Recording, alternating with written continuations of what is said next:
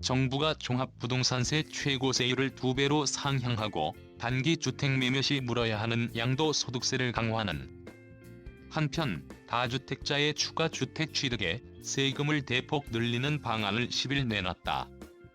다주택자의 투기성 주택 보유자에 대한 부담을 강화하라는 문재인 대통령의 지시에 부합하는 정책이다. 하지만 강화된 부담이 집값을 낮춰달라는 국민들 요구에도 부합할지는 미지수다.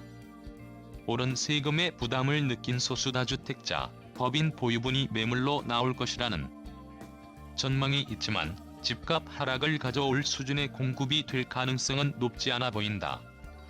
이번에 대폭 강화된 종부세 최고세율 6%를 적용받는 주택투기꾼은 불과 123명에 불과하다.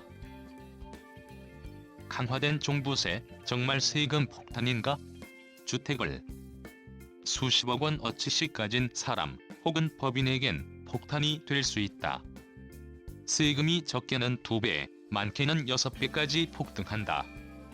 주택을 3채 이상 가졌거나 2채라도 정부의 규제 대상 지역 서울, 수도권 대부분, 세종 등에 있는 사람 세금이 2배 가까이 증가한다. 특히 보유주택 가격 합계가 시세로 15억 원 이상인 사람들 세금은 2배 이상 늘어난다. 시세로 시가 45억 원, 서울의 15억 원짜리 아파트 세 채를 가지고 있는 사람의 종부세는 종전 2,300만 원에서 5,900만 원으로 2.5배 늘어난다. 법인에 대한 종부세 강화는 징벌적 수준이다. 법인이 종부세 납부에 해당하는 주택을 가지고 있다면 당장 팔라고 정부가 요구한 셈이다. 법인이 3주택 이상 보유하고 있으면 최고세율 6%가 무조건 적용된다. 공제 금액도 없앴다. 앞서 예로 든 15억 원짜리 아파트 3채를 개인이 아닌 법인이 가지고 있다면 종전 종부세는 2,300만 원으로 동일했지만 법이 개정되고 난 뒤에는 1억 3,700만 원으로 5배 이상 급증한다. 최은영 한국도시연구소 소장은 최근 법인의 주택 소유가 꾸준히 늘어 문제였는데 그 부분은 확실하게 대책이 됐다고 본다. 중요한 사인이라고 말했다. 문제는 세금 폭탄을 맞는 투기꾼이 너무 적다는 점이다. 2018년을 기준으로 보면 이번에 대폭 오른 종부세 최고세율 6%를 적용받는 사람은 5천만 인구 중 123명에 불과하다. 123만 명도 1만 2,300명도 아닌 123명이다.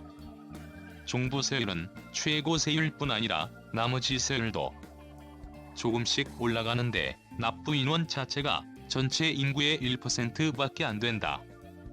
이태경 토지자유연구소 부소장은 초저금리 시대에 거대한 자금이 불려있다. 사람들은 유동성에 기대 불나방처럼 부동산에 뛰어드는데 타겟을 종부세 대상자들에게 한정했다. 시장 상황을 오판한 정책이라며 큰 충격을 줄 수 있는 재산세 인상 방안이 빠진 것은 중대한 실책이라고 지적했다. 2년만 더 버티면 되는 양도세 인상. 취득세는 대폭 늘어나 정부는 초단기 주택 투기에 적용하는 양도세를 인상했다. 산지 1년도 안 된 주택을 다시 팔면 시세차액의 70%를 세금으로 거둬들인다. 5억 원 아파트를 샀다가 1년도 안 돼 6억 원에 팔면 단순 계산으로 시세 차익이 1억 원인데 애초 4천만 원을 세금으로 거두었다면 앞으론 7천만 원을 걷겠다는 뜻이다. 하지만 1년 더 버텨 2년 뒤에 팔면 세금이 1천만 원 떨어져 6천만 원이 되고 3년을 버티고 나면 기본세율로 돌아간다. 시세 차익 1억 원의 기본세율을 적용하면 2,400만 원에 불과하고 그마저도 누진 공제 금액 522만 원을 빼줘 1,900만 원대로 떨어진다. 각종 공제를 더 빼고 나면 세금은 훨씬 더 줄어든다. 최은영 소장은 오래 버티면 시세 차익에 적용하는 세금이 80% 이상 줄어드는데 깊은 고민이 느껴지지 않는다며 적어도 고가 주택에 적용되는 장기 보유 특별 공제는 축소하는 것이 바람직하다고 지적했다. 취득세는 대폭 상향됐다. 3주택 이상 개인이나 법인은 매입 가격의 12%에 달하는 취득세를 내야 한다. 10억 원짜리 아파트를 사면 기존에는 3천만 원을 취득세로 냈는데 이제는 4배인 1억 2천만 원을 세금으로 내야 한다. 취득세를 감안하면 다주택자나 법인의 추가 주택에 대한 기대 수익률이 대폭 축소된다. 역대 최고 수준으로 3주택 이상 개인과 법인은 추가로 주택을 사지 말거나 갖고 있는 주택을 팔라는 뜻이다. 임대주택 사업자 혜택 파격 축소는